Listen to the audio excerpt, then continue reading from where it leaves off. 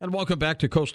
Dr. Bruce Goldberg conducts a hypnotherapy practice in Los Angeles. He specializes in reincarnation, soul healing, and time travel. Dr. Goldberg has been inducted into the International Hypnosis Hall of Fame, has written a number of books and over 24 scientific articles on his work. He has been a regular guest here on Coast to Coast and BeyondBelief.com.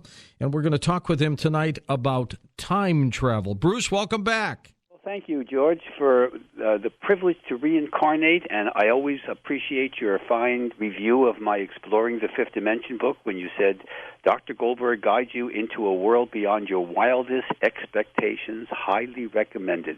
Well, you are highly recommended, and you, by the way, you did a great job on Beyond Belief. And you went into the past and future yourself, so we have to discuss your past. I did. Life. That was an interesting. Monterey, but we have to discuss your Egyptian supervisory past life too. I know that. That was fascinating, and that story you told of the guy who popped up in New York City and got hit by a cab driver. Yeah. Was amazing. We'll get in that a little bit later on as well. Bruce, give me your thoughts on time travel and what could be happening in the future, going back into the past. What exactly is it? Well, we're talking about the space-time continuum. To simplify the field of quantum mechanics or quantum physics, basically all time is simultaneous. So think of it as like, I like to use my helicopter analogy. Let's say that you were in a helicopter, like, in the early morning, they do the radio reports about traffic patterns.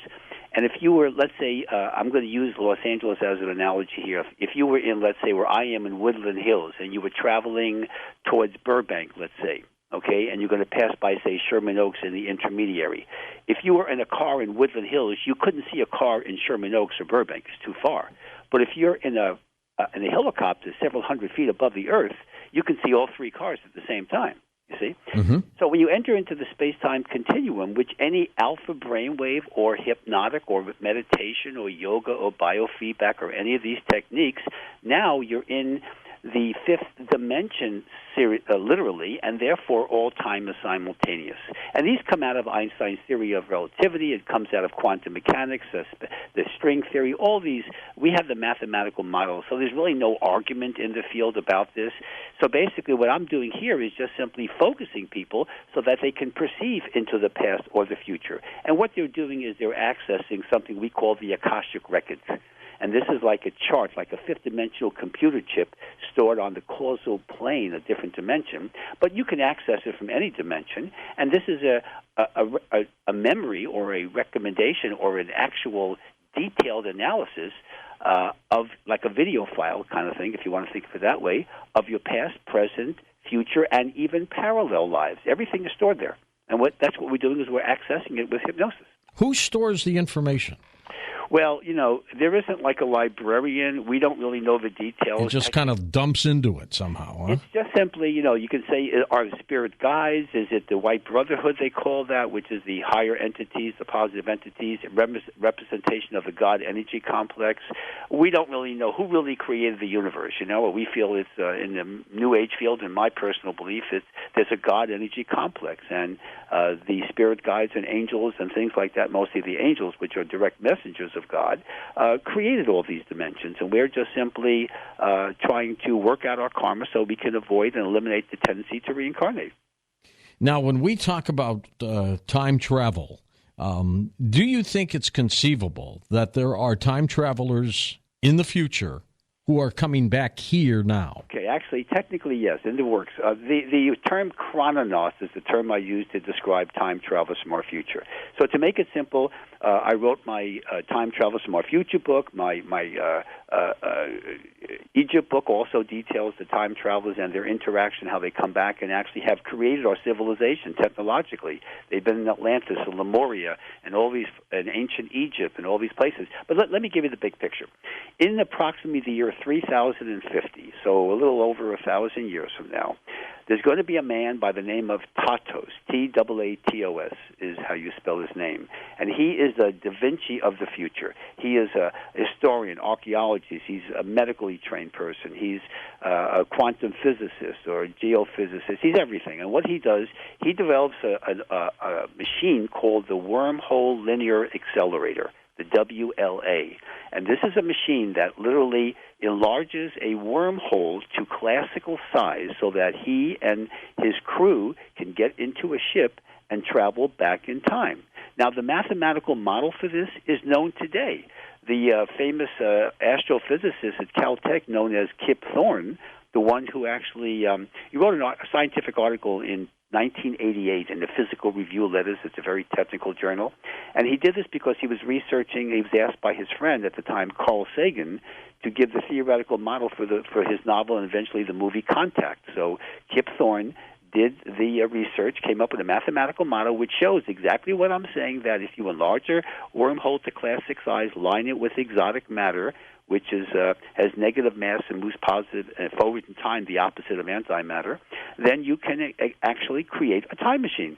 So Tatos will actually do that. We don't have the negative mass today. We don't have exotic matter today, which is why we can't do it. And we don't have the other technological aspects of that. But these chrononauts from the 31st to the 50th century go back in time, and they help us. And by the way, the crew of Tatos, this is interesting. Who was his crew?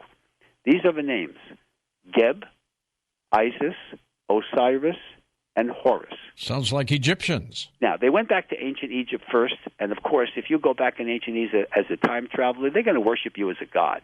And No Tatos, doubt. by the way, was also known in the Egyptian hieroglyphics as Thoth, which was Hermes by the Greeks, who was the person who gave us language and books and writing, etc. He was a very intellectual and very creative person in reference to civilization. So time travelers have been around forever. And by the way, just think of this. Think of this from a logical perspective. Where do you think we get our technology? You know, the raw materials of this planet hasn't changed in thousands and thousands of years.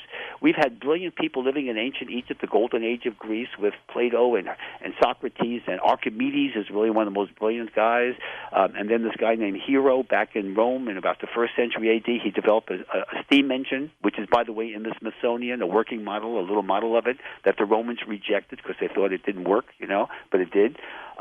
So why didn't we have cell phones and TV shows and satellites and space programs back then? You know why? Because the interaction of ETs and time travelers give us our technology. The government likes to think that it's your tax dollars at work. It isn't, folks.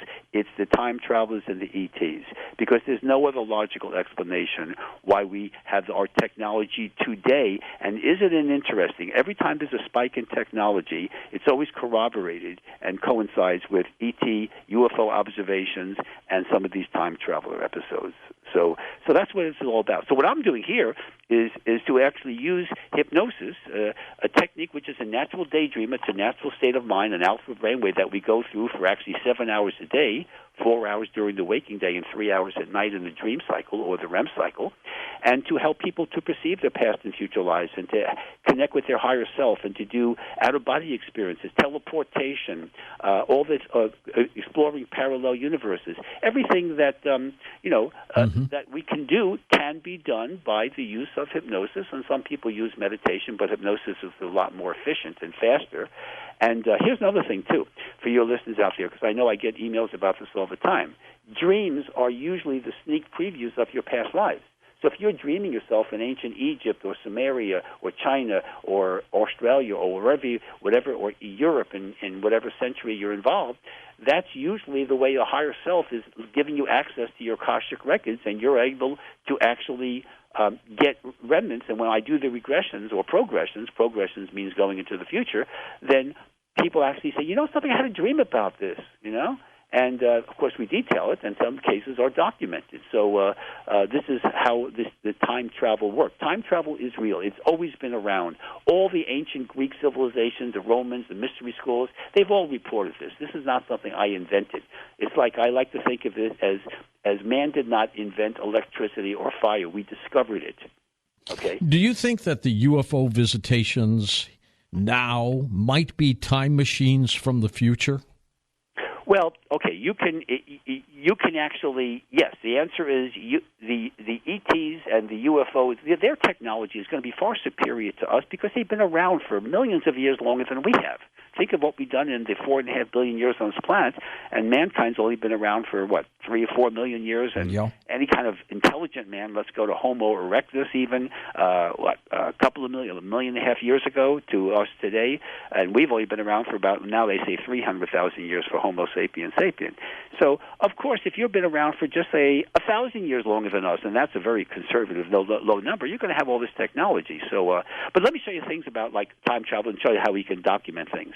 My most famous case, of course, is the Search for Grace, which was a case of a woman who was obsessively attracted to, involved with a married man. She's a single, young, professional woman, very bright, very attractive, had her whole life in front of her, and she's dating this married jerk who literally tried to murder her on 3 different occasions. And when she came to me, we did 46 past life regressions on her. In 46? 46. This is the longest case I've ever done. And 20 of those 46 lives, she was murdered by the same guy. Jeez. And the most recent case was in 1927 in Buffalo, New York. Her name was Grace Doze. And Johnny, the bad guy, so to speak, as we call this, he was the one in her current life. That's his name, but he was involved in 1927, of course. And the details of this was given to. I was contracted by, I was working with CBS on this to do the movie. And what happened was that she gave me about 24 facts, 22 of which corroborated, the other 2 that didn't. And the newspaper reports show that the age that she was when she died, she said she was 32, not looking forward to her 33rd birthday. And she said the name of her son was Cliff. The newspaper report said she was 30 years old. There were 4 newspapers at the time. There's just 1 now in Buffalo. And then that said that the name of her son was Chester Jr., Chester being the husband. As it turns out, my patient was right, and the newspaper reporters were wrong. It's the most documented case of the last century. And it was made into a nice, beautiful CBS movie called The Search for Grace. And I remember that. Based on my second book, of course, called The Search for Grace. So my point is, this is time travel. This is documentation. This isn't some fantasy. First of all, she had no way of knowing the information because New York is a closed state. You got to go through the governor's office to get birth and death certificates, et cetera, and all the other records. Yeah. And this is a very documented case. More importantly to me than the documentation in the movie, which was beautifully done, Richard Mazer played me in the movie, by the way, for your audience. But the thing here is that she was able to overcome. She broke up with the man. She's alive today. Every year or so after that movie was done, which was done back in 1994, she called me to tell me how things were going, that she was fine. She's a very empowered person. So this is an example of a documented case of reincarnation, which helped the woman overcome a major issue. But let me tell you something that's even more significant. I like to deal with progressions, too. You know, I'm the one who developed the field of progression therapy. So let me describe a case. Do we have a few minutes before the break? Oh, yeah, before the break. Sure, you got 6 minutes. I described this case in a couple of my books called The Case of Pete. Now, Pete is not his real name. He's a clinical psychologist who came to me in the East Coast, and he had a hand-washing compulsion. If you shook his hand, he'd immediately go into the bathroom and wash his hands. Like Howard Hughes did. Right, except he didn't have the fingernails, okay? Yeah. All right. So what happened was that he was freaking out, and he couldn't work, basically. So in his life, a couple of things always haunted him. One was the name Teresa, and the number 8 always haunted him. His grandmother, who he's very close with, died in August of a certain year, et cetera. But the name Teresa, when we did past life regression, Teresa was a woman who killed him in past lives. There are all kinds of problems with the name Teresa and the number 8. So he said, what am I going to do? I said, I want to get rid of this compulsion. So I said, let's go into the future. Okay, let's forget all the past lives. They're not helping you. Let's deal with the future. So I take him into the future. It's the year 2088. It's Tulsa, Oklahoma. He is a technician in a nuclear power plant. He's very neurotic, very high-strung. And one night in August of 2088, notice the number 8's involved, he freaks out, causes a meltdown of the facility in Tulsa, causing a nuclear meltdown of the city. He dies. Thousands of people die. And he says, well, doctor, what good is this? And I said, wait a minute. That's just one option. There are parallel universes. As you know, my work with the New You technique. So we go into his ideal path in the future, and the same year, 2088, he is now a nuclear scientist, not a technician. August 2088 occurs. He does not freak out, etc., and of course, everything is fine. Now, what was interesting is the unit he was in this power plant was the Terris Alpha unit. It spells Teresa, okay? You get that? So everything worked out, and of course, when he was done with the progressions and the what I call the superconscious mind healing technique that I developed many years ago, his hand washing compulsion disappeared.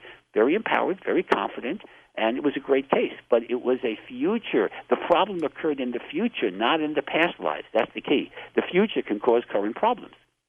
Interesting take on that. How did you get involved in all this, Bruce, in the first place? My work as a dentist, of course, I was really not a super holistic person when I was in dental school. I was just studying to do my thing, but I had a very dear friend, a woman who was a grad student in social work. She was going for an MSW, a Master's of Social Work, and she said I was, experimenting with the idea of hypnosis because I wanted to use it in my dental practice. And I read the Search for Bridie Murphy case, a book about a case back in the 1950s. A man named Maury Bernstein, the late Maury Bernstein, who later became a friend of mine, who did a very interesting documented case back in the 1950s in Colorado. So I think, let me just try this out. So she said, okay, Bruce, try it on me. That's cool. So this woman, she goes into like 9 different lives, right, which I found was interesting, but this was the key. It wasn't just going into the past lives that was the key. She told me after I was doing all this, remember, I wasn't trying to do any healing. I was just trying to get information to try the techniques. She overcame 2 habits and a phobia without me even trying to do that because of the experience and the healing techniques I was dealing with. She had insomnia. She was a smoker. I didn't know that. And she had a very severe fear of water, and hydrophobia, we call that. And all those disappeared. And I said, whoa, this is the universe trying to tell me something. Because I'm a clinician and I'm a holistic person. I don't like drugs. I never use it, even though I have the training in it, I have narcotics license, I never use it. And so to me, that got me to say, wait, this is something I need to explore. So very quickly, within a couple of years, I made my dental practice part-time and my hypnotherapy practice full-time.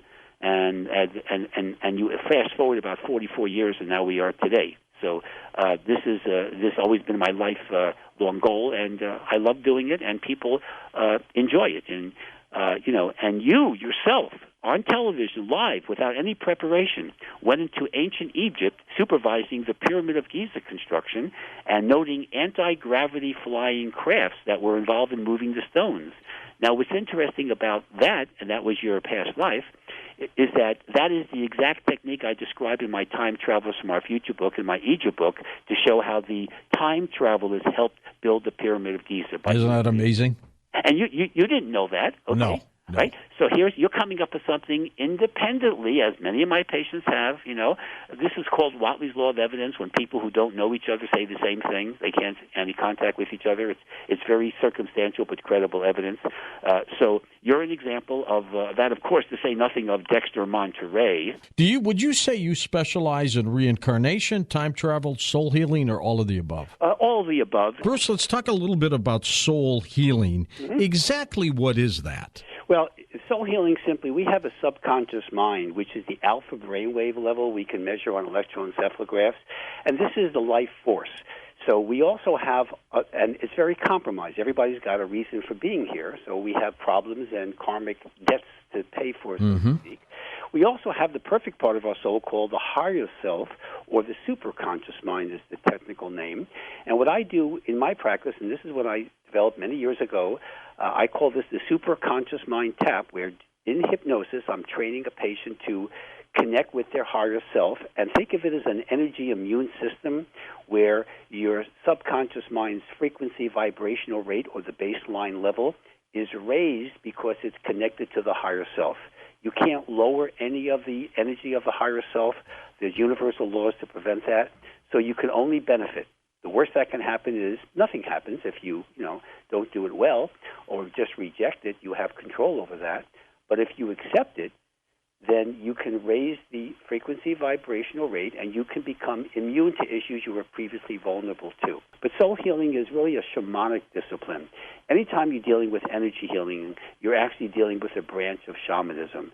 Reiki healing, acupuncture, Ayurvedic medicine, all these are shamanic disciplines. So what I'm doing is something a lot more efficient, very westernized, very easy to do.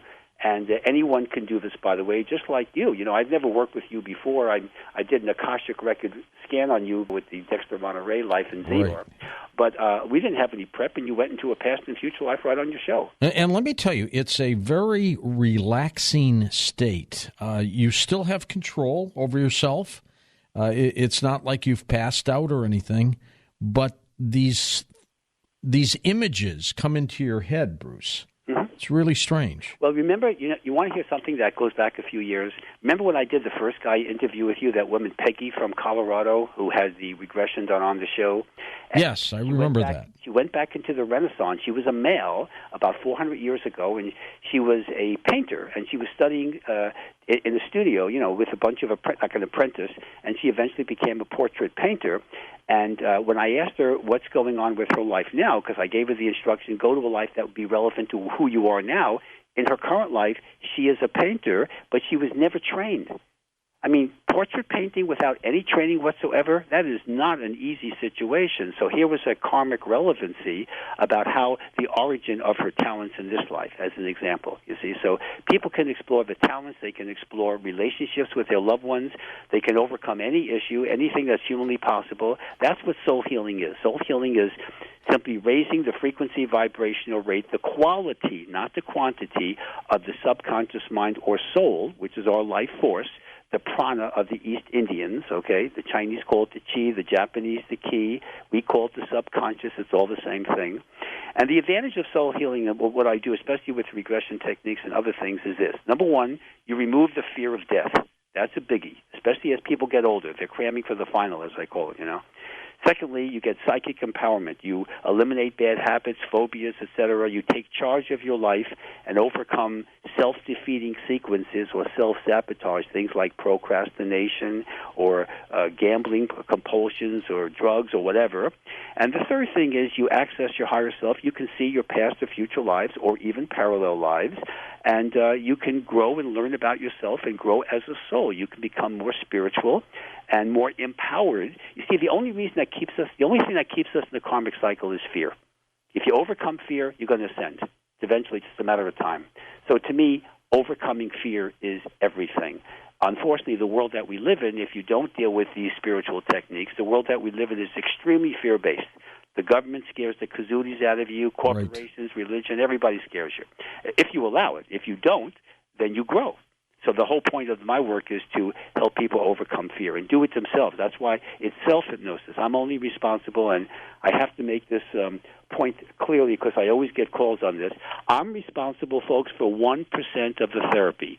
You, as a patient, do 99% in the dream levels at night when you're out of the body, working with your higher self on the upper astral plane or beyond, and that's where it's empowerment, not codependency on me. And by overcoming these fears, is it easier or difficult to do that? Oh, no, overcoming the fears, it's a piece of cake. Okay, now it's easy. I mean, the whole point is that when you overcome fears, you will now remove the one obstacle that prevents you from doing anything. I mean, think of it this way. I work with professional athletes. Some of my patients are like baseball players, football players, and these guys are pros. I mean, you don't even want to know what they go through to get to where they are, right? Right. Okay, so what is it with a guy, a baseball player? He's batting 150 for the month. Okay, not good. Did he forget how to hit? No, and then the next month he bats 400. It's confidence. It's belief in himself. That's part of it. You can say it's a psychological. I still think it's an energy issue. So these are people who have the potential, but then they get fear-based. They have a bad, they strike out a couple of times, or they do something, whatever, and then they get fear-based, and they say, maybe I can't do it, and maybe the pressure and, all the other things involved. It's fear. It has nothing to do with their athletic ability, assuming they're not hurt now. And so basically, people in life, what the number one phobia in the world today? What's that? Stage fright. Really? Yeah, that's why people. I never had that. That's why people pay money to hear public speakers. Okay, or they go to TV shows, movies, and things like that. Fear of public speaking is number one. It's called stage fright. It's a social phobia. Number one fear. Just about. I'm saying not everybody has it, but it's the most common. So that's a matter of common. I work with newscasters. I work with actors. Okay. The term actor applies to both male and female in the industry, by the way. Right. And so they, they can't perform with that fear. So I help them get over the fear. They learn their lines faster and perform. They emote better, whatever they have to do, and that's what life is about. Life is about overcoming fear. Have you found that with reincarnation, that if somebody had, let's say, a birthmark on their cheek, that they will have one in this other life? Well, yeah, that's actually the work of the late Professor Ian Stevenson. He came up in his latter years, of course he did this for like 50 years, but his latter books talk about how people would have like a birthmark where they were stabbed to death in a past life, or on the side, or things like that. Yes, the birthmarks, it's not really common, but it does happen. But let me show you an example of how things can carry over. I dealt with a case years ago on the East Coast about a female photographer who was a very young, attractive woman. She was regressed to a past life in Chicago in the early 1900s, where she was grossly overweight and an unethical businessman involved with the mafia and all kinds of things, just obese. And she hated what she represented. And when in this life, because she had this carryover, she was experiencing anorexia nervosa. She was starving herself to death. Yeah. When she was able to go through not only the past life, but the superconscious mind taps beyond that, everything disappeared. She gained some weight. She lived a normal life. But that fear and that you might say negative response to that past life was the thing that carried over. These are things that are done by energy healing. No drugs, no electric shocks, nothing weird and strange or freaky or codependent. All done by natural abilities, and that's what I love about this is the idea of how you can do this. Now, going into the future, let me give you an example of a future thing, because people always make fun of say you can't do the future. And how far into the future are you talking? Well, this is a case that occurred years ago. I will show you about a novelist. A man by the name of Morgan Robertson wrote a novel in 1898 titled Futility, in which a supposedly unsinkable ocean liner struck an iceberg, remember it's 1898 now, on its maiden voyage and sank, carrying the elite society of two continents to their death. In 1912, a unsinkable liner from England with 3,000 passengers, known as the Titanic, which was 800 feet long and 70,000 tons with far too few lifeboats, existed and caused the problem. This guy, Morgan Robertson, had it almost detailed to the minute. How did he know that in 1898? Because he saw into the future. How do you think Nostradamus came up with his quatrains that are just brilliant if you look at them? Or Da Vinci with his work. Da Vinci's work, of course. Da Vinci is, Da Vinci, that's the thing about Da Vinci that people don't know. Da Vinci was in Florence when he was about 22, 23 years old, and he went into a cave, and he disappeared for about 3 days. And nobody knows what happened to him. And when he came out of the cave, all of a sudden he had these visions, and his notebook. He always had this notebook that he carried. He didn't do any recordings in that notebook during the time he was lost in this cave scene. And when he came out, he started drawing these pictures of like ETs with long, elongated heads. And then all of a sudden, the scientific technology, the tanks and the helicopter and parachutes and all the things he developed began after that incident. I think he was able to. I think he was he met either ETs or time travelers, probably time travelers, and they gave him holograms of the future. And he was able to take notes of that eventually and make that into his observations in his notebook to create these futuristic technology. Amazing work, Bruce. Just keep doing what you're doing. So in terms of reincarnation, what is the highest amount of numbers you think you've been able to track that a person is reincarnated? Oh, well, I mean, I've done 46 regressions with I call Ivy, not her real name, in the search for grace. But the average person walking the streets today, and this is not an impressive situation, by the way, the average person has about 1,000 past lives. 1,000? Yeah, easily. Now, I haven't done 1,000 past lives on any particular person. I do have a life here. They go back to the beginning of time then, I guess. Well, not necessarily. I mean, you understand there's parallel and not life. everything is like a 75-year life, is it? Not only that, but there's also parallel lives. You can go parallel lives in the same time concept, you see, so you can log in hundreds and hundreds of lives doing that. Like multiverses? Well, yeah, but multiverse, the many worlds phenomena of Hugh Everett III from Princeton University in 1957 when he got his doctorate in quantum mechanics. But remember the thing here, the average about 100 years ago, the average time between lives was about 75 years. And 100 years before that, it was about 125 years between incarnations. You know what it is now? In the last, say, 50 years, it's about 20 years.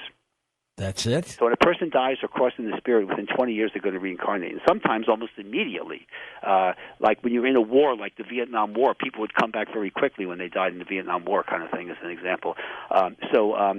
People come back, and you choose your experience. So when people whine and complain about their parents or about their wives or kids or whatever, you choose it. And they have to agree with you, yes, but you choose it to not to be punished necessarily, but to work out your karmic growth, to learn, to eliminate the karmic debts, to perfect the soul, to eventually wind up in the soul plane, a different dimension, and eventually ascend and rejoin the God energy complex. That is the purpose. That is the only purpose. The only purpose of being on the earth plane is not to, you can take care of your family and pay your mortgage. I'm not saying don't do that, but the ultimate goal is to get out of here, is to perfect the soul and rejoin the God energy complex, go to nirvana or heaven, whatever term you want to call it. There's no bodies. There's absolute perfection. There's no perpetrators, no victims. It's a perfect experience in the eternal now, and that is the only real purpose of being here. And that we call that ascension. Do you do remote viewing at all, Bruce? Yeah, I have done that. I prefer going to different dimensions, actually, and even different planets. But yes, I have done remote viewing, and I've trained people to do that too. It's really kind of a baby out-of-body experience. I have my astral voyaging program. It's a CD program that trains people to go out of the body, and then there's also teleportation, which is a big request on my end here. And I've done that myself. I have talked about cases, but way back in the East Coast, it was between Christmas and New Year's in Baltimore, and it was very cold, and I wanted to go to, I was thinking about my best vacation I ever did around that time of the year, a few years before that, which was going to Montego Bay, Jamaica. So I went on my couch, put on my bathing suit, my transistor radio. My dogs were looking at me like I'm weird, okay? Put on one of my tapes, and the next thing I know, I'm in Montego Bay in Jamaica when it's about 85 degrees, and I had a very interesting afternoon. How far can people time travel? Wait, let me complete. So when I came back, people say, well, maybe it's just a vision, maybe it's a dream. When I came back, my bathing suit was wet, full of sand, and I had a suntan. You can't do a suntan with hypnosis. So I was actually in Montego Bay, Jamaica. You really went? I went. It was a free trip. Okay, I got my mileages. What would have happened if you were time traveling like that and you had gotten hurt, like you couldn't come back? Is that possible? No one's ever not come back. People always come back. That isn't an issue. When people teleport... Except the guy who got hit by the cabbie. Yeah, but the teleportation didn't kill him. It was the cab driver, okay? Oh, no, I know that, but he didn't come back. No, he died. He died in New York City in 1950, and he was from Kansas in like 1880. Right. But if he wasn't hit by the cab driver, he would eventually return back to Kansas. Oh, yeah, I believe that. But my point is that no one's going to teleport into underwater and drown or into the middle of a mountain. Don't worry about that. I've done teleportation many times, and I've trained many people to do that. My time travelers training program is the one that does train people to do that. And I work with people, of course, personally to do that. It's a very difficult technique. It's not predictable, but when it happens, it's beautiful. It's an extreme experience, and it's something that, I can only say people should experience. John Titor, a story we have followed for years here, a story that was on the original Art Bell website as well, the time traveler from the year 2036. Now, this latest episode in the John Titor saga has to do with a documentary that's going to come out very soon. We're going to be talking with the producer of that in a moment. But here we go again. I just wanted to get your reaction to all this. It just doesn't go away, Larry. No, it doesn't. I haven't had a lot of contact for a while, and the documentary that's coming out I'm just aware of from the website. It wasn't anything that I had any involvement or had any contact with. Now, just so everybody knows, we're talking about John Titor, who was an apparent time traveler from the year 2036, which means that the little John Titor is still around, and he apparently is with the family that you represent, right? That is correct. How old is he now? Oh, boy, I don't even know. I don't have any contact with him directly, so I don't even keep track. Do you do much work with the family anymore?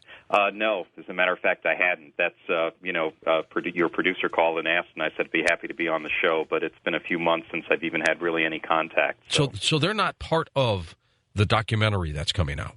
No, except to the extent that I'm sure that whatever they came up with in the documentary, they went to the sources that they could find, probably a lot of online things. I would guess. Oliver Williams is the website editor for the time travel story of John Titor. JohnTitor.com, linked up at coasttocoastam.com. He first saw John Titor's internet postings in the fall of 2002, and after reading many of the sites where John was discussed, it simply amazed Oliver as to how much polarization and confrontation John's posts caused. Oliver soon realized that what had to be done was really a combination of all these postings, and he has done it with the website. Oliver back on Coast to Coast AM. Hello, Oliver. How are you? Hey, George. I'm doing well. How are you? Good. Good to chat with you. And you must have jumped all over this one, Scott, when you heard about it, huh? Yeah, actually, I did. It greatly interested me, the types of things that John Titor had to say and where he was going with his points. It came to the point where people were asking me, "Do you think he's real?" And it came down to it didn't matter. It was a good message. Even if somebody was trying to pull a hoax on, say they were him, at least they were giving a good message on. Well, and what's strange, Scott, and Oliver, we're bringing you in now, too, is a lot of his postings are beginning to come to pass, aren't they, Oliver? Yeah, in fact, I just took a quick look at our site, and there are numerous things that are happening now, and it's just becoming so routine that I hate to say this, but a lot of people are losing interest in the story just because, oh, yeah, here's another one. It just keeps happening over and over again. He talked about the food and be careful. We've had the E. coli scares lately. He talked about civil war in this country, and that one I hope he's wrong about. Well, I think there are two general directions that the posts are going now. There are people that are just becoming exposed to this, which have the same reaction that I had and maybe you had when you first heard about it. It was unbelievable, and then they started seeing things happening that frightened them. The other one is that people are now beginning to speculate that if John was a time traveler, that perhaps our preconceptions about the way time travel works are mistaken, and really a time traveler can't tell you about the future because it's changeable. And the fact may remain that we are living on a timeline now that was changed by a time traveler. So true. Now, Scott, you have a partner that you work with, Chris McCarthy. Tell us a little about her. She's a very interesting woman, very family-oriented. I believe that John Titor's effect on her was that of a positive one. She's a role model among women in the MTV culture, I would say. What got her interested in the Titor story? Probably the age that she was at. She was probably beginning to realize the fall of humanity, and what John was saying was exactly what she thought in her heart. And it was one of those correlations where you feel like you connect with somebody because they feel the same way you do. She started to shoot some footage and then came to me because we had worked together on previous things and asked me if I would help direct it and produce it for her. I saw some of the footage they had already, and I quickly snapped it up into shape, told them who they needed to call and contact and get us interviews with and how many cameras we needed and all, blah, blah, blah. She was a little skittish of appearing on the program tonight. How come? Just a little bit of media relation problems. Some people just prefer to stay away from it. Like I said, her being family-oriented, she just wants to keep that She wants to be behind the scenes all the way, huh? Well, she's in the film. She's the main person asking the interviews. She's the Barbara Walters of time travel. So, yeah, she's definitely in it. But that was a few years ago, back when we started filming it, and she's decided to go the way of keeping out of it. We've got a production team, and the four of us voted that I would be the voice to speak on behalf of Time Travel _0. You've your website, of course, posted and linked on coasttocoastam.com. You've sent us some information on the documentary as well. The interesting thing about all of this is some kind of CIA involvement. Tell us about that, if you would, Scott. I don't know exactly what happens. As being the director, I was there for most of the scenes and interviews being shot. There's some scenes where they had taken a cameraman and an audio guy and went to like mall parking lots, outdoor areas, parks, stuff like that, and just asked people, do you believe in time travel? Have you ever heard of John Titor? Some people had heard of him. Some people believed. Some people didn't. They voiced their opinions, and we added those in there. I mean, but the CIA has been knocking on Chris's door. They wanted information, didn't they? We have it there in the film, and that's one of those points of the film you don't really want to spoil. You want to show people. I understand. A picture in there so you can see. But there's a bigger thing going on here. That's what we got when we started watching the footage again. When we saw the takes, we saw a lot of stuff behind the scenes when we were separated from it and could actually kind of read between the lines of people's body language and what was going on the camera. And the questions they asked were interesting. They took her in and talked to her for a little while. And so this is a documentary, though, not a feature film about John Titor. It's a documentary. It's a documentary-style film about John Titor and about the basic teachings that he was talking about, the way that humans need to start treating each other to hopefully try and avoid the Civil War. If we can accept each other's differences and open our hearts to other people's religions and races, then we can start to come together as one, as a race, or not as a race, but as humankind. Scott, what's the venue? DVD? Is it going to go to television or cable? Will it hit the big screen? How are you going to broadcast it, show it? To be honest with you, I'm quite surprised at the reaction we've gotten so far to this time travel project. We're not even done editing the footage that we have yet. We're doing our final cuts right now. We should be done in approximately 2 months. I should have a trailer up within the next week. So you can go back to fasttrackproductions.biz and view that. But, yeah, we're trying to put that together. We've got a few people on the table that are interested in distribution. A few of the producers think we should put it into a few film festivals. I think that everybody needs to see it, and we'll hold on to try and get it out there as many theaters as possible and then release it to DVD as typical format. Oliver Williams, take the next few minutes that we have here with Scott in chat. I'm sure you have a question or two for him. Yeah, I just have a couple. I looked at your site and I noticed that you were able to interview some people that actually had contact with John. I'm just curious if you know who those people were, what their reaction was, and is there anybody that we might recognize online? I believe there was a Pam C. is what we had labeled her as. I can't remember the names of. There's one other guy named Mike R. Those people, some of those people we talked to were very convinced that John Titor was an actual person. He did travel back in time, and what he was saying was the God's honest truth. They felt that what they had read was exactly what was about to go on, or they could see it quite possibly happening. Did you learn anything that would convince you more that it was real versus what we can all see online? Yeah, I would say so. Through all the different interviews we had and the inputs people said, I mean, when you listen to somebody else's input and somebody else's perspective, they may think in a different light than you do and bring a different perspective up that you'd never thought about before. You'd never thought about it in that person's eyes. And when that's opened up to you, if you're an open-hearted type of person and willing to accept change and the betterment of people, then, yeah. I'm sure it'll end up on MySpace somehow. At least the trailer will, don't you think, Scott? Yeah. I would say MySpace is a miraculous networking friend. That page has been on there for just a few weeks now, and it has quite a number of friends. I'm still, again, shocked at how many people are still interested in the John Titor story and who wants to know about it and requests for DVDs, and I'm amazed. I'm still shocked by it. It's been a wonderful surprise. It's an amazing story, Oliver. Absolutely. It continues going on and on and on. Anything disturbing, Scott, for you or Chris beyond the visit by the CIA when you were doing this? Not necessarily for me, because like I said, I wasn't on set at all times. I usually had I was production manager, tell them where they needed to be, who they needed to see. Cameraman knew how to set up the shots. So, but there was a few instances, that had shaken Chris up, and you see that in the film. I mean, you can tell that when certain things are going on, it's part of the ending that we don't want to give away, and that ending makes the footage of the film. All right, that very last 20 good. minutes is quite amazing. When I first heard about this, I thought they were referring to the YouTube film.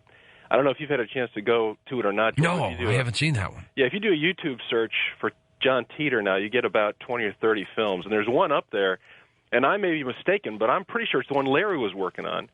And there's a teaser for the film. It's a dramatic film, it looks like. Well, that's what I thought. Hits on it. That's what I thought, that there was going to be a movie out on him. So I thought that's what that was. But when I saw that, I was very surprised to see that. Well, stick with us, Oliver. We're going to chat with you about John Titor and some of his postings. Oliver, though John Titor has and was posting around 2000, you stumbled across his postings in 2002. How did that happen for you?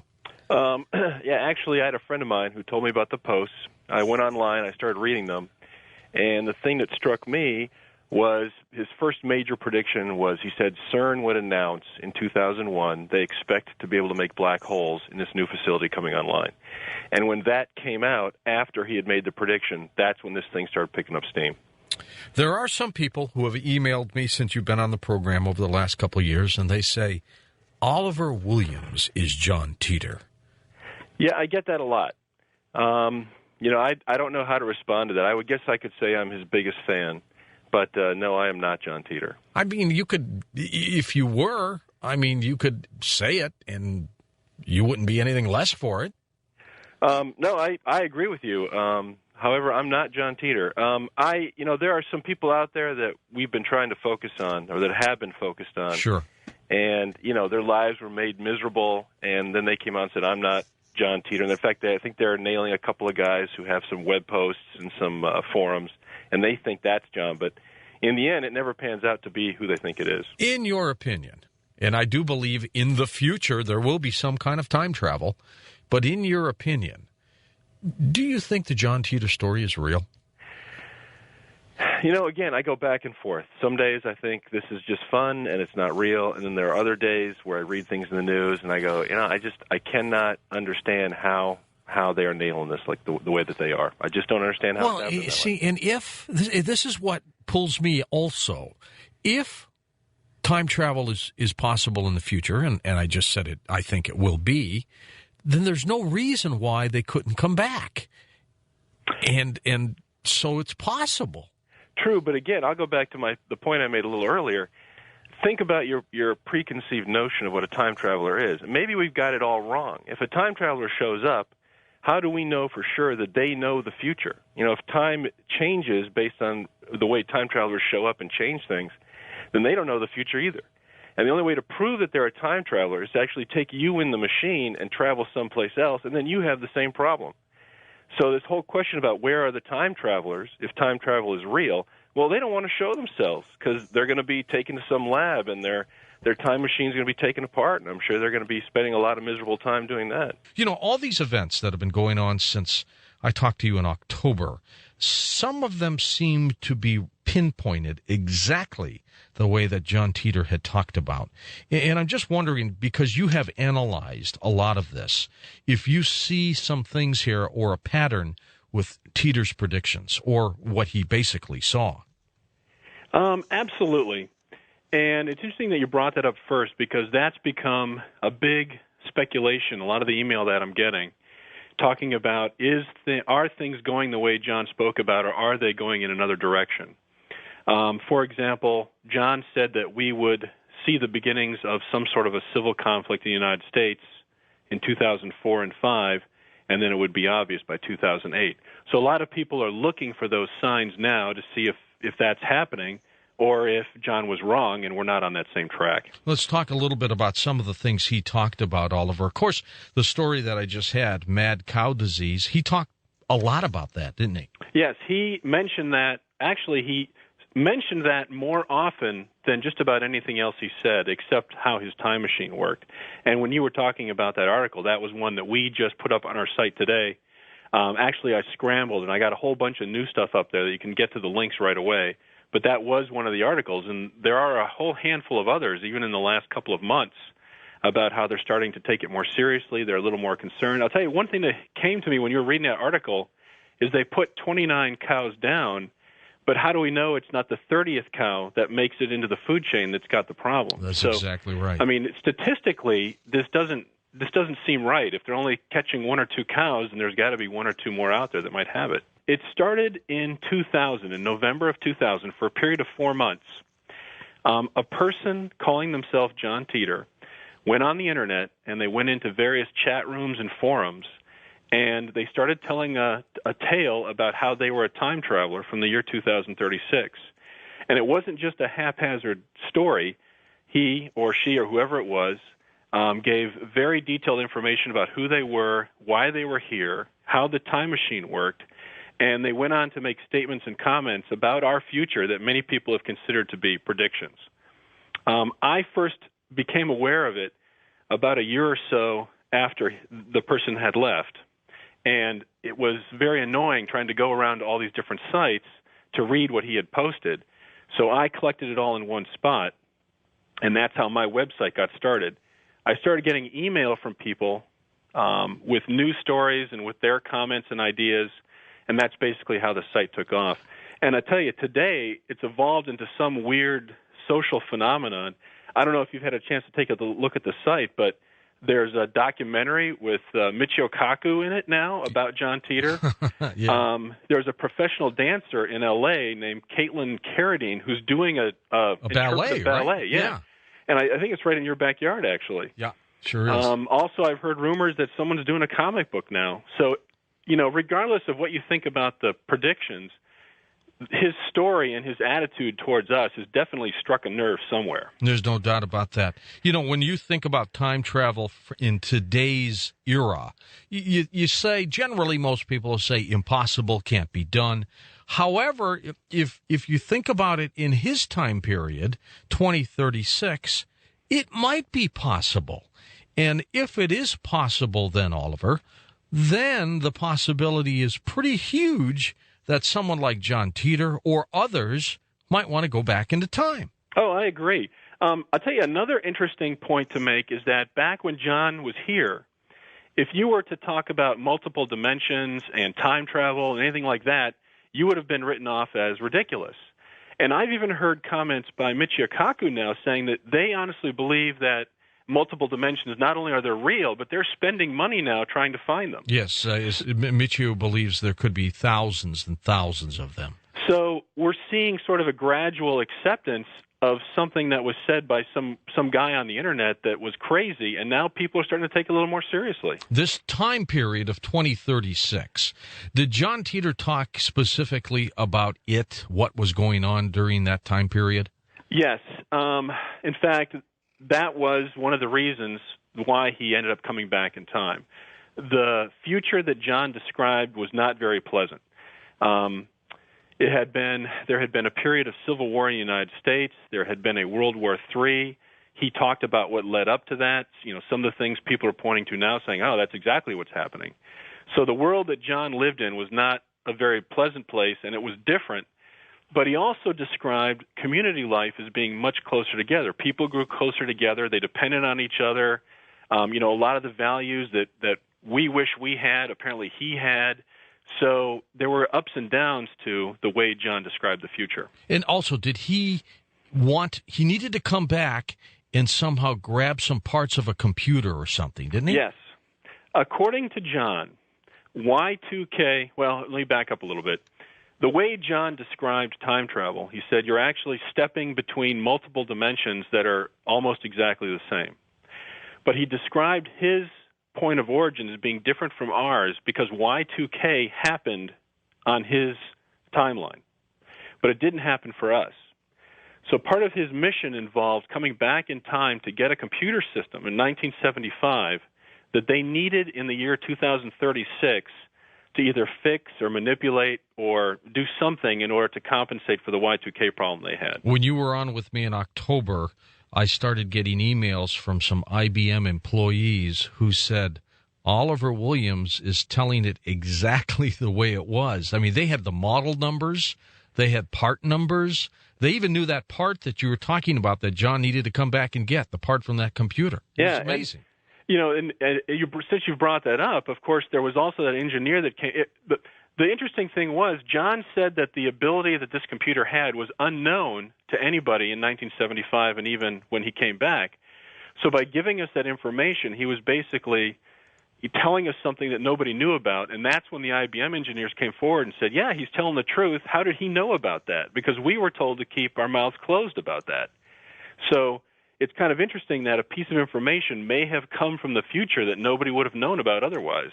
All right, well, you stay with us, Oliver. I don't know how long I'm going to hold you. I might hold you a little bit next hour as well with some phone calls, but I got lots to talk with you about when we come right back. Oliver Williams, our guest, as we talk about the incredible story of John Titor. And John Titor entertained, angered, frightened, even belittled some people who engaged him in conversation on the Internet. We're going to talk with Oliver about that. I mean, this guy was very passionate at what he did before he disappeared. Oliver, John was pretty engaging when he was on the Internet, when he was doing his posts. Was he like in chat rooms too? How did this all happen? Absolutely. Yeah, I believe I am not aware of any specific chat rooms he was in. I did see transcripts of what looked like being in a chat room, but there are still websites out there that have the original posts that he would go. It was basically a forum. People would ask him questions. He would come back and answer it, and then people would ask him more questions, and that went on for quite a while. He seemed to have no patience with some people sometimes. That's true, and I was thinking about this during the break. There were times when John seemed to be a little confused or disoriented about, I don't know if you'd call it interpersonal relationships or the way people communicated, but there were definitely times when he seemed like he didn't quite understand what was going on.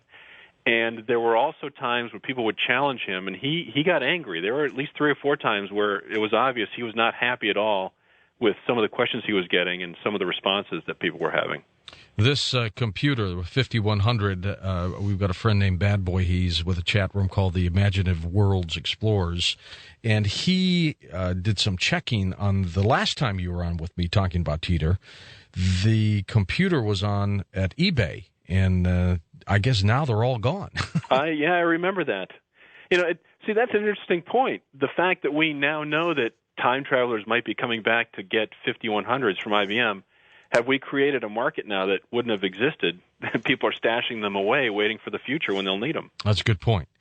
The other things he did, when he talked about the government and catastrophes as well, how far out did these predictions go?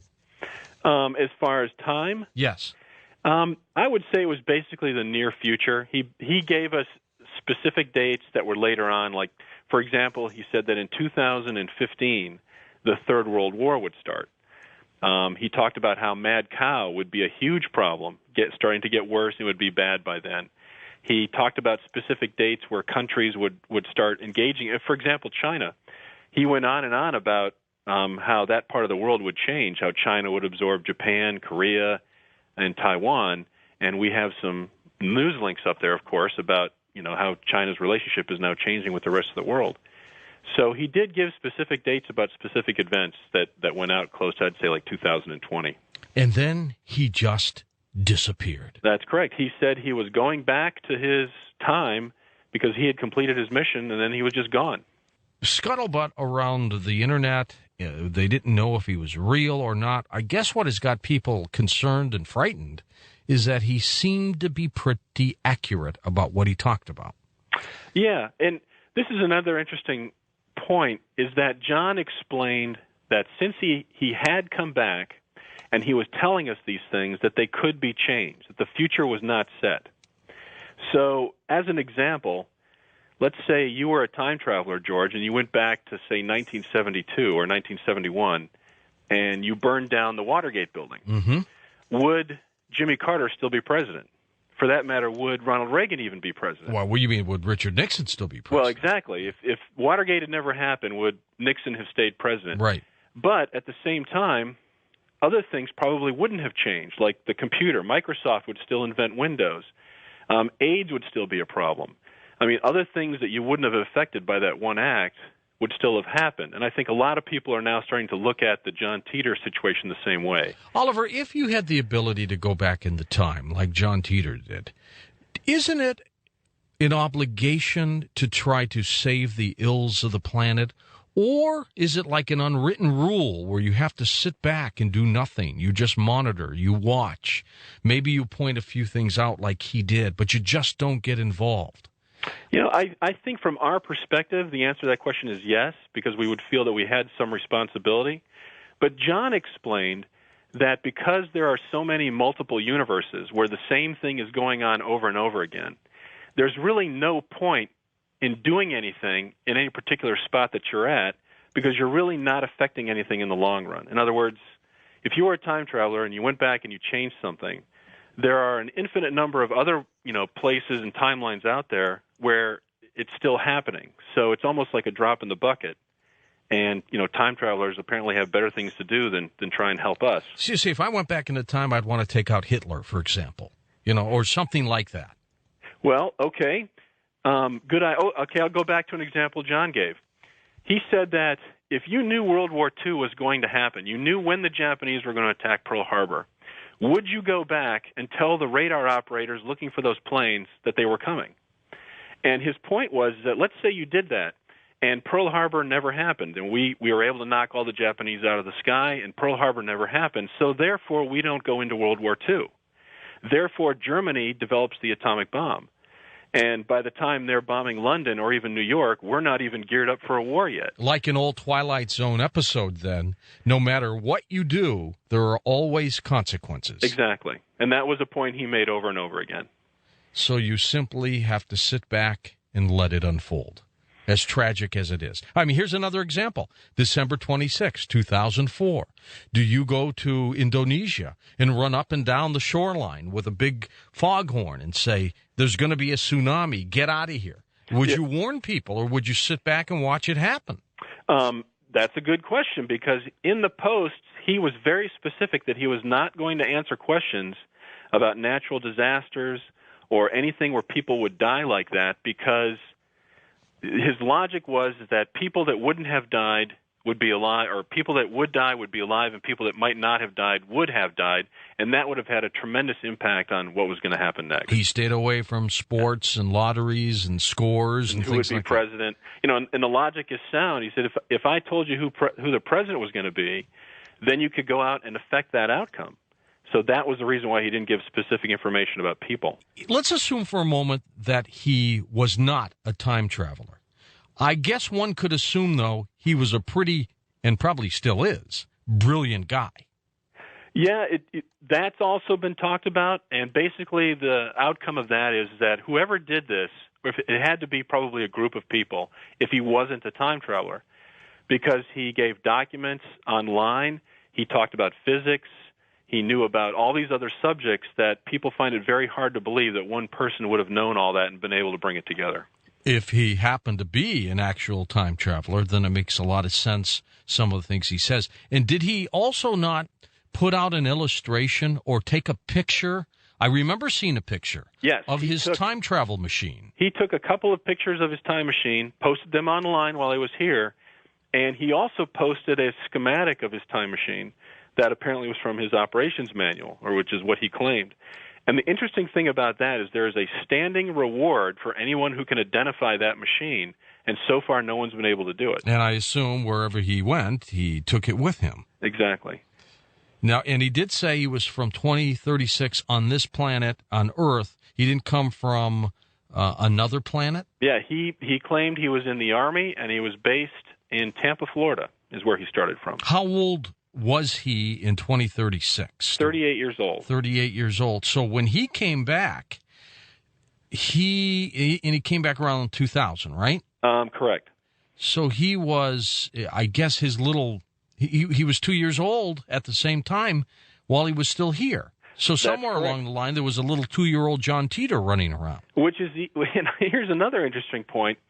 Right now, apparently there's a lawyer representing John's family in our time just for that reason. You got to be kidding me. No. And apparently this lawyer has also been interviewed in this documentary that Kaku is part of. So there is a young John Titor out there somewhere and his family, and this lawyer apparently is protecting them. This is a great story. See, it just gets more bizarre the farther it goes along. Now, the family was in Florida, then they went to the Midwest, right? To Correct. The heartland? The information that we have now is that they moved to Omaha, Nebraska for some reason. And ironically, that was right before Florida got whacked by 4 hurricanes. Maybe he does get involved in the past or the future. Huh? Well, I suppose he would tell his mom, you might want to leave Florida, at least for a while. Now, think of this. Think of how strange this would be, Oliver. Here's this John. Now he would be what would he be, 6 years old? Let's see. He was born 2? in 98. Yeah, so he's 6 or 7 years old. Correct. Okay, and he's probably not aware of anything in the future, right? Correct. He doesn't know the John Titor who came back. He didn't meet him. He didn't know any of that. Now, what about the parents, though?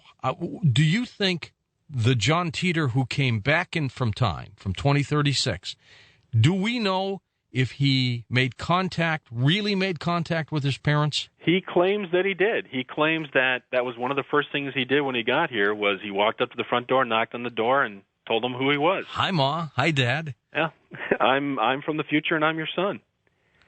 And he talked about some of the experiences he had with his parents and the relationship that he had with his young self at the time. You mean, and even along the way, I guess he would remember things when he was 10 and 15. Yet, how would they know that? Actually, I remember now. He made a couple of comments about how he had a chance to see how his parents interacted with him as a small boy, and that gave him some insight as to the type of person he was later in life. I wonder if he lived with them. Yeah, I got the impression from reading the Post that he did stay with them for a period of time. What is this paradox we hear about? I saw it in Back to the Future, that if you see yourself, you run into all kinds of problems. I guess that maybe, I don't know, did that happen to this John Titor? Apparently not. According to John, if you go back in time and kill your grandfather, it does not affect where you came from. It only affects where you are at the time. So if you were to do that and leave and return, you wouldn't be able to see the results of what you had done. Do we know, Oliver, if he ever went into the future? He didn't talk about that. He did say a couple of times that either he hoped to get other missions to go into the future or he didn't know if he would. But he said he went on some training missions, but he wasn't specific about where he went. Knowing what you know about him now, if you had an opportunity to meet him today, what would you be asking him? I would want to know why he went online. Assuming he was a real time traveler, which a lot of people do, I would like to know what was the purpose in going online, causing this controversy, making people crazy. Why did you do that? Because his philosophy was, don't get involved. I don't care. Nothing I do here can help. So why go online and talk about yourself? Have you ever heard about the story of this individual from the 1800s who somehow walked through a portal, ended up being on the streets of Manhattan, and got hit by a taxi and killed? I have heard of that story. I mean, what a horrible thing to happen. I mean, one, it's got to be disruptive to your life. You end up traveling in time somehow and don't even know how you did it. And then you get hit by a vehicle, something you don't even understand, and you're gone. Well, John said he underwent a lot of training to undergo this mission, and I got the impression that psychologically, traveling in time is not an easy thing to do. I mean, regardless of the physical problems that you're going to have, either you want to get involved or you're confused or you don't understand what's going on around you, and I could see that being a big problem. Oliver, did he come back with the blessings of the people in that time era? You mean from 2036? Yeah. Yeah, I mean, they sent him on this mission to get this computer. Okay, so this was not one of those things where he just decided he was going to do it and save the world. Well, I take that back. Actually, his mission was to go to 1975 and then return, and for some reason, he ended up in the year 2000 talking to us. And that's kind of what we're all confused about, is why did he do that? Did he ever post his picture of himself or anything like that? Do we know what he looks like? Nope, he never posted a picture of himself. Never described himself. I believe at one point he may have described himself as a white male. I can't be sure about that, but I'm pretty sure that's what he said. Now, have we done any investigating to find a Titor, Titor family from Florida and then in the heartland? Yes, but John made reference to the fact that Titor was not his real name, that it may have been an acronym for time traveler. Okay. Thus, he would want to protect the identity of his family. All right, so he's hid that. Oh, and the other clue is that his grandfather was an important part of the building of that IBM machine.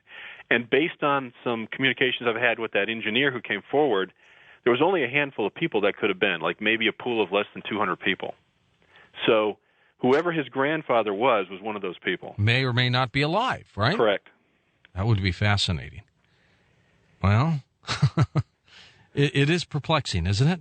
Well, it's just, you think you have an idea of what it's going to be like to communicate with a time traveler. And the more that you get into the story, the more you realize, hey, you know what, that's probably the way it would be.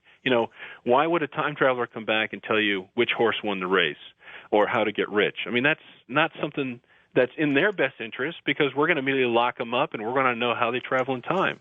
So if they're here, I hear that question all the time. If time travelers are here, where are they? Well, they're probably scared of us and they're hiding. They really have no reason to come forward. I would love to know which horse won the race. Yeah, see? Yeah. Not that I'd put a little wager on it, but maybe just a small one.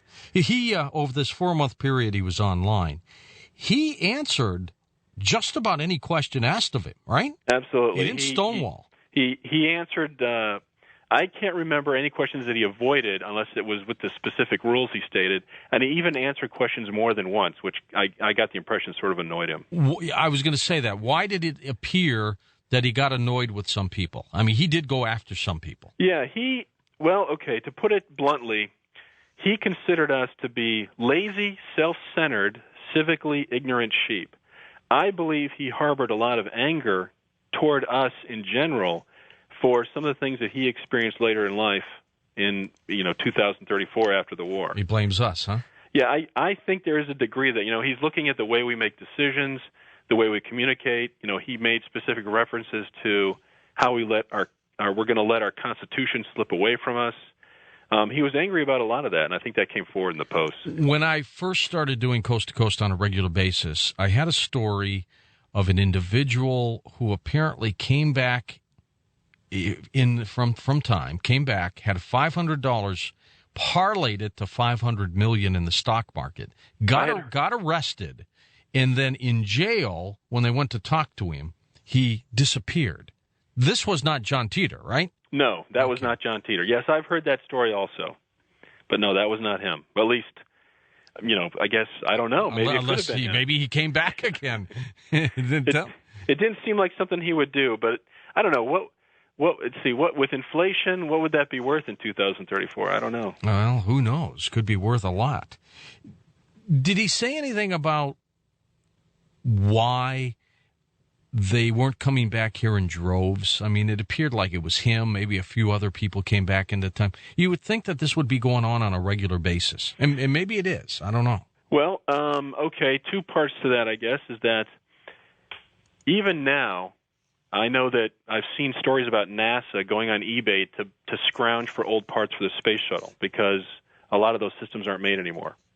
So if you take that problem forward 30 or 40 years, is it reasonable to assume that it would be worth traveling in time to go back and get some old piece of equipment to fix a problem you had in the future? So some people argue about that, but I guess that's reasonable. The second thing is that the way John described time travel, it would be unlikely to see more than one time traveler around it at any given time because of the nature of multiple universes. Since there's an infinite number of places a time traveler could go, maybe John is the only time traveler we're ever going to be aware of. Go to jammed phone lines, Oliver, in just a second.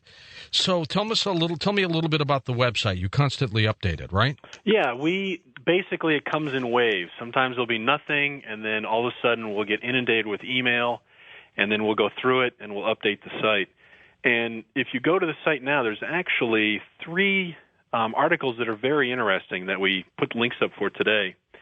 John was asked if there was any progress in treating cancer, and he said that they would discover or be able to use viruses to treat cancer. This is back in the year 2000. And sure enough, we got an email today. There's a whole bunch of news now about how they're using viruses to treat cancer, and they're successful at it. Another one is, I got this one today. Apparently, there is now serious math behind the fact that it is possible to travel backwards in time. That was on the BBC site, and I saw that one today. Yeah. Also, at the bottom of our site, and this one I found amazing when I first read it. It was an article written by a physics teacher at the University of Washington. His name is Dr. John Kramer. And he wrote an article. It was an interview about creating black holes at CERN, which is what John described was the mechanism for making his time machine work. And a lot of the statements that he was making were almost mirror images of what John had said when he was here in the year 2000. And I got a hold of him, and I think he thought I was kind of a kook because it's a little difficult to approach professionals when you want to talk about time travel. Especially when you know that there might have been one. Exactly. So you have to kind of approach that a little delicately.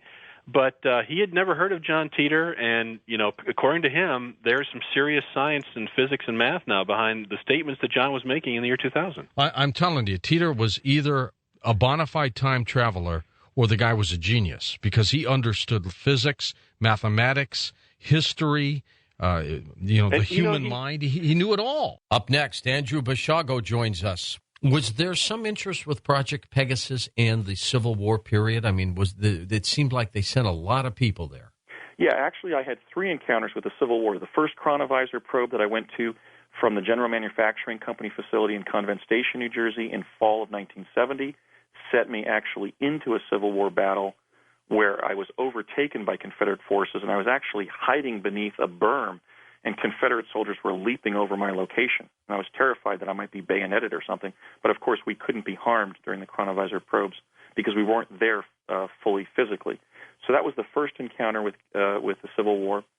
The second were the chronovisor probes in New Mexico in summer of 1971, where they kept on sending me back to the Lincoln assassination site to try to walk up the stairs and get into his balcony location to see who shot him. Because, again, they were testing the existence of the multiverse. I guess they were wondering whether John Wilkes Booth shot him or Major Rathbone or perhaps Mrs. Lincoln.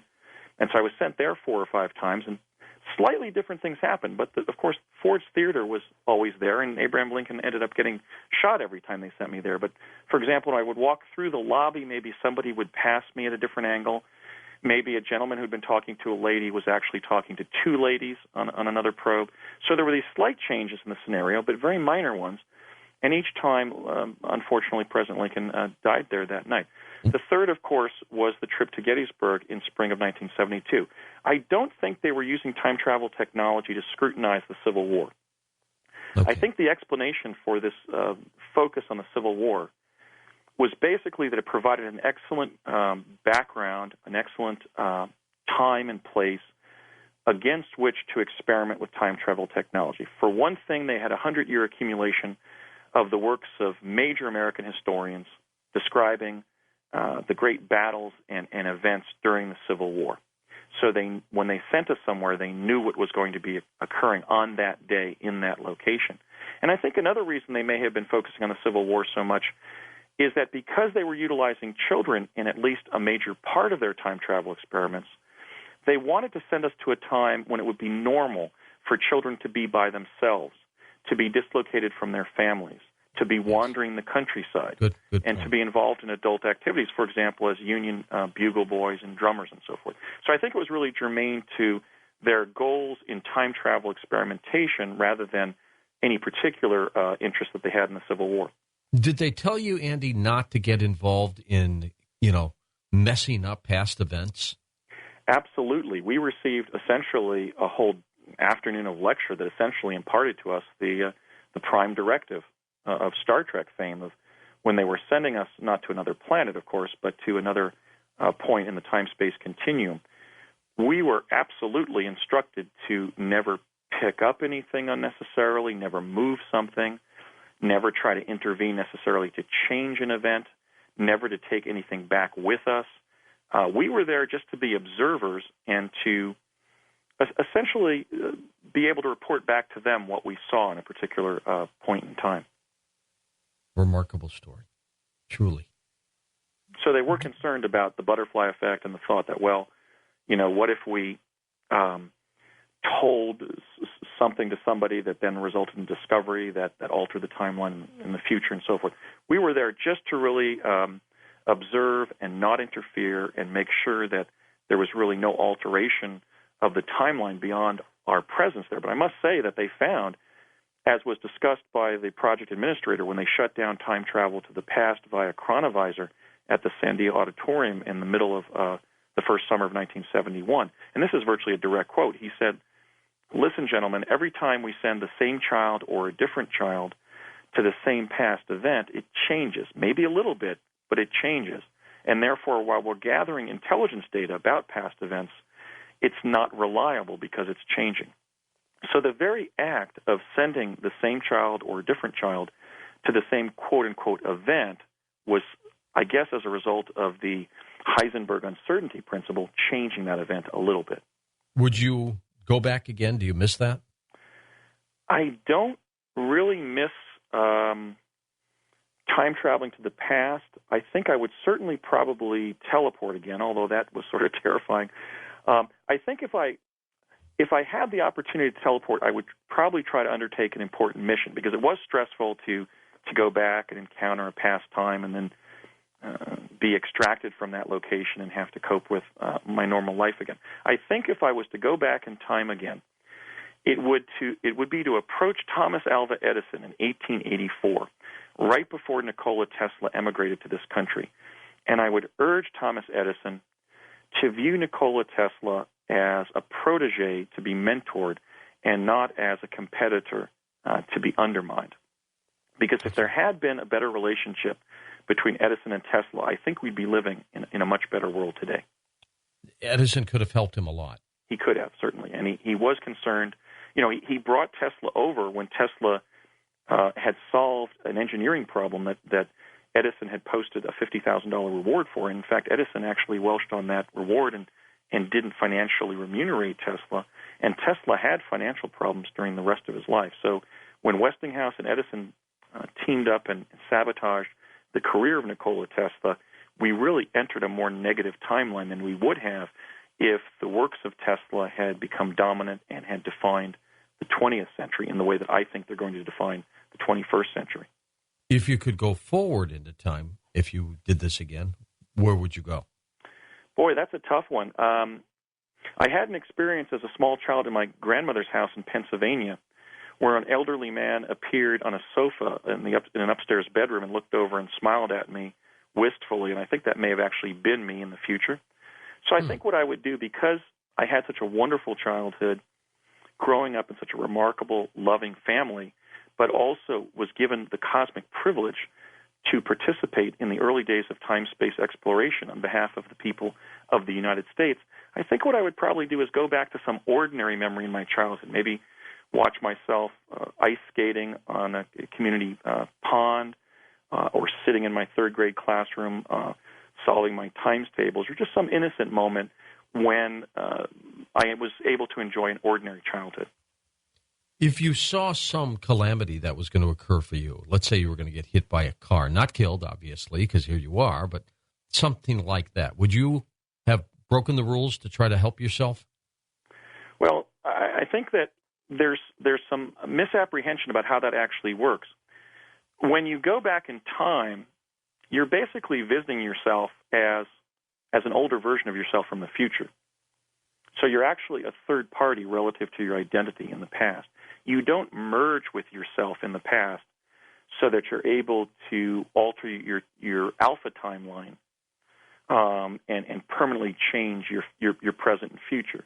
Actually, what happens is when you go back and visit yourself in the past, you're somebody from the future visiting your alpha timeline, but then if you interfere with your destiny at that moment, basically Schrodinger's cat takes over and a new timeline branches off that's affected by your visit, but then you return to the future that you left. In other words, you don't sort of meld with yourself and change your destiny in real time.